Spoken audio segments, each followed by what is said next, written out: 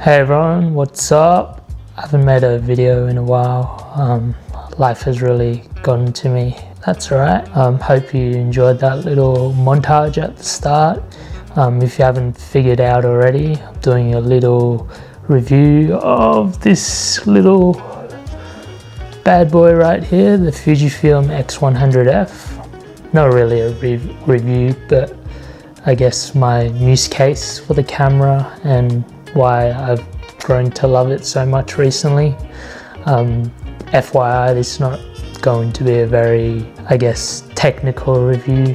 Just want to give my experiences with this camera and why I love it so much, and why I think if you're looking into the X100 series camera range, definitely consider the X100F as an option. You'll save yourself a lot of money.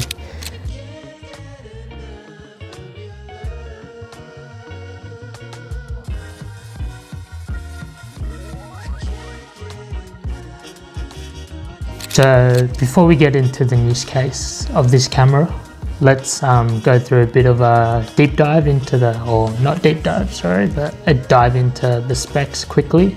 So it does have a APS-C X-Trans 3 Fujifilm sensor. So I think Fujifilm's at their 5th iteration of this sensor. Don't quote me on that. I'm sure the XC5 just came out recently, and that came with the X-Trans 5. So this doesn't mean this camera is unusable or crap. I think it's still a very relevant camera, even though it was released in 2017. So the lens is a 23mm f2 lens. In full frame terms, it's your classic 35mm equivalent, you know, awesome focal length in my opinion. It's just almost true to what you see in real life. So it's not too wide, it's not too tight, which is why I love this camera for kind of everyday moments. Now, my favorite part of this camera is it has a optical viewfinder, which you can toggle back and forth between the optical viewfinder and the electronic viewfinder. You simply just toggle this switch, and whenever you want that kind of retro, kind of classic rangefinder experience, simply just toggle this switch. What else? Another good thing about this camera is all the ISO adjustments and shutter speed adjustments, aperture adjustments. You can just simply adjust on the camera. There's no need to go into any menus or anything. So super convenient, super tactile experience, which is why another reason why I love this camera so much.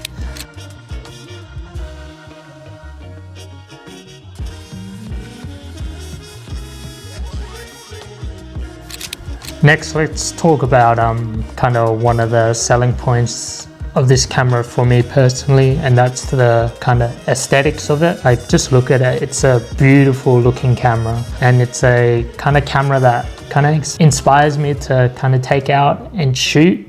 You know, oftentimes if I were to bring out my Panasonic camera, which is, you know, the classic DSLR kind of look, people are not asking me, whoa, what camera is that? That's cool. If I bring this out, they're like, whoa, what camera is that? Is that a film camera? Like, you know, it's just well made and well designed and very tactile with all the buttons. Like, I know a lot of the Fujifilm cameras are kind of moving away from buttons, and a lot of them have touchscreen kind of features, and I'm just a classic guy that likes his buttons, his tactile experiences. So yeah, beautiful looking camera. Let's get into kind of my use case for this camera. So it's very light, it's very small, as I mentioned earlier. I'm very much a throw a camera in the tote kind of guy, or I use this rope strap here and just wear it kind of crossbody. And you know, it helps that the camera is the size that it is, because, you know, it's easily carryable. Carryable, is that even a word? Easy to carry around is what I'm trying to say. It has a flash, so whenever I'm at a nighttime event or some sort of party, I've just turned the flash on with a single button, which I've assigned on the camera. It's got an ND filter, which is awesome considering the price I got this for, which was 1,000 Australian dollars. So that's probably 700 USD for you American folks. So what else? The 24 megapixel X-Trans 3 sensor, awesome sensor, awesome image quality. I don't think you kind of need anything more than 24 megapixel unless you're heavy into cropping, but definitely enough for social media, enough for printing. I've printed a fairly large photo with this and, you know, it came out perfect. No issues regarding image quality. It has the classic Fujifilm kind of recipes that you can mess around with. I mainly shoot this camera in JPEG just because it's my everyday camera. I kind of want to skip the post-processing kind of thing with this camera because it's like my fun camera. I have a work camera which put all those files into Lightroom and I edit them, but you know, as a fun camera I don't really want to think about that. So you know, I'm using this camera to capture those everyday moments, and you know, the selling points are that it's lightweight, easy to carry around. It's got a flash, ND filter, gives you that very tactile feel.